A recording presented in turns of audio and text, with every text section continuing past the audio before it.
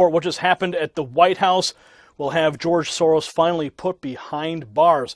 Joshua Kaplan at the Gateway Pundit reports that a 10-day-old White House petition there to declare leftist billionaire George Soros a terrorist is quickly becoming one of the site's most popular, with nearly 60,000 signers.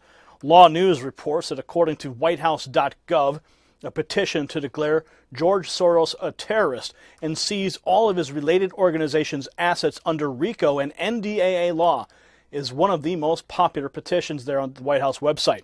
Ranked number 12, pulling in about 60,000 signatures since it was just created about 10 days ago. They write here, the petition written by EB doesn't mince any words. It says here that whereas George Soros has willfully and an ongoing basis attempted to destabilize and otherwise commit acts of sedition against the United States and its citizens, the DOJ should immediately declare George Soros and all of his organizations and staff members to be domestic terrorists and have all of his personal and organizational wealth and assets seized under civil asset forfeiture law. We the People, White House petitions, started in 2011 under President Barack Obama as a way to give citizens more direct interaction with the executive branch. Now, when the petition reaches 100,000 signatures, they are reviewed by White House officials who then may give some sort of official response. So you know what we need to do, folks? We need to hit that petition. So go to the link in the description, get on that petition, help us reach 100,000 so that we can get an official response and we can get Soros declared a domestic terrorist. Now, the Washington Free Beacon published a lengthy document from the far-left operative David Brock, who is the founder of the Soros-funded Media Matters website, from back in January, from a donor. The 49-page memo outlines how the George Soros-funded groups, Media Matters, American Bridge, Citizens for Responsibility and Ethics in Washington, and Share Blue plan to undermine President Trump's agenda and help Democrats win control of Congress and the White House by 2020. The document claims that Media Matters is working with Facebook and Twitter to crack down on pro-Trump articles on social media. Now, the Daily Wire reports that the memo decried the fake news it spread on social media as a reason why Hillary Clinton lost the election, and then went on to say something alarming, that Media Matters obtained access to raw data from Facebook, Twitter, and other social media sites so they can systematically monitor and analyze the unfiltered data, working to suppress your voice, your opinion, on those platforms. And that is the plan of Soros, so that they can take over the White House. But they're doing it violently. These groups are actively hurting and abusing violently Trump supporters in the streets. We've seen it time and time again. Paid provocateurs. They are a terrorist group. And hopefully we can get this thing up to 100,000. What are your thoughts? Comment below. Subscribe for updates. If you like what we're doing, give us a thumbs up and share this report on your social networks so we can get that 100.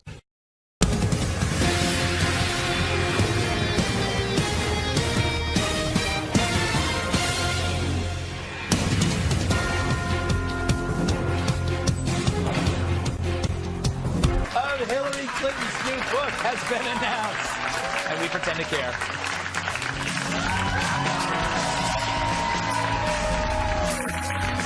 What it asked for. This week, Hillary Clinton announced the title of her upcoming memoir about her election loss, called What Happened. It's a great title. It is. But like a rash that no ointment could conquer, Hillary keeps coming back. This time in page form, perfect for the beach or for wiping up the vomit that spills from your mouth after reading it. She writes in the book's intro, quote, "In the past, I've often felt I had to be careful in public. Now I'm letting my guard down." Why not? You already let your party down. Count it. Do people still say count it? No. Yes. No. It's back officially. I'm bringing Count It back, America, for you. As always, jokey titles for the book popped up on Twitter, including How to Lose Elections and Alienate People, Crime and No Punishment, and Email for Dummies. But I say, why come up with new ones when old ones will do? How about American Psycho? Or Misery? Or you can just be honest. Here are my three. I'm awful. I'm awful and I can't win. I'm really awful and I can't win. Now give me $27 for this stupid book. Rob.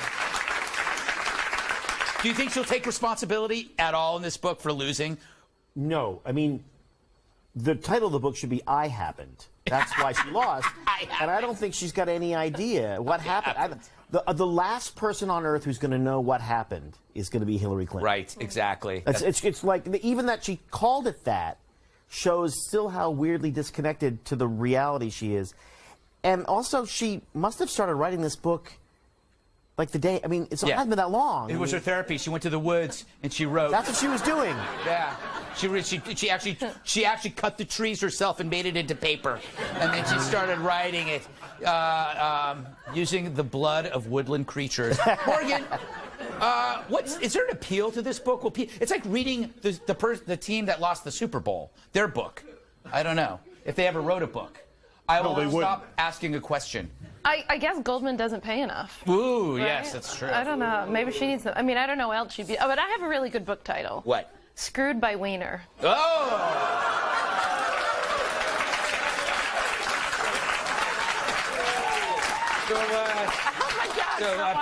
Producers, my father's not watching. I want you to edit Does it have that pictures? Producers, I want you to edit that out, and then I'm going to say it in the intro. So no one will ever know that it was her and not me who said it.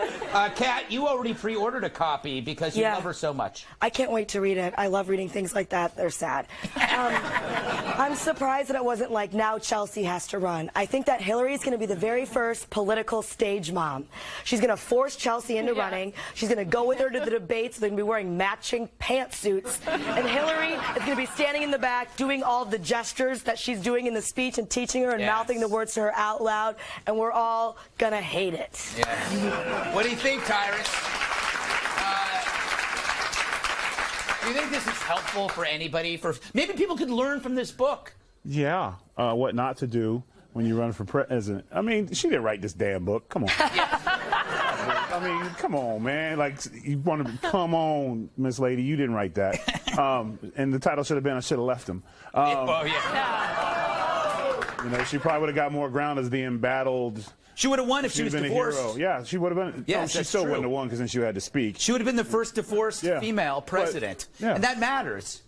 Yeah, you know, I mean, she didn't, like, you don't want to talk about somebody's personal life, but, like, when your husband did what he did, and then we never once got the, oh, hell no, or at least throw Bill's clothes out in the white lawn, something, like, act a fool, like, oh, man, all the tires are slashed in the car parade in the White House because Hillary's pissed because he done messed up. She was just like, it's cool. They can't throw his clothes out on the lawn because it would kill the lawn. But I'm just saying, I mean, there should have been some moment where America was like, yeah, she had a right to be angry, and said she bottled it inside and held it in, and then we got this we got Spock running for president. There was no emotions.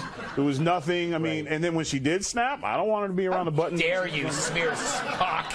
I'm just saying, one day she's going to snap. Yeah. And we're going to read about it. Yeah. Young Democrat women actually said part of the reason that they didn't have voter intensity for her, they cited that as one of the reasons, and they felt she aggressively went after the victims of Bill. Well, I mean, for those of us who've ever been cheated on or gone through that, the first thing you do is, you don't blame yourself, and then you blame the other person, and then eventually you get a while to blaming some bitch that did it was in front of you the whole time. She never went there. She was just like, I'm going to be senator, right? So, and it was just not.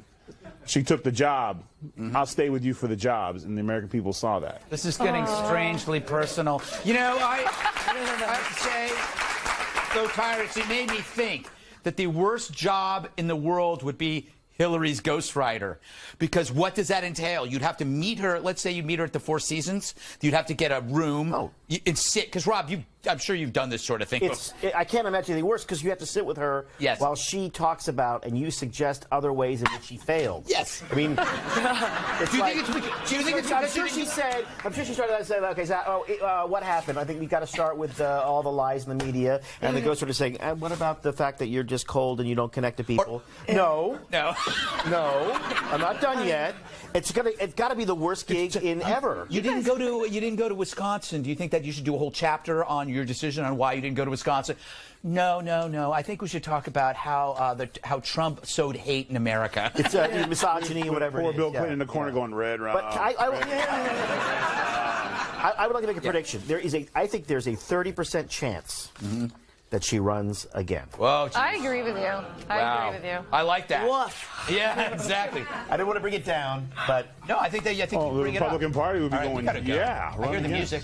Still to come. Rolling Stone wants to know if the Canadian Prime Minister could be our president. I want to know when Rolling Stone finally goes away.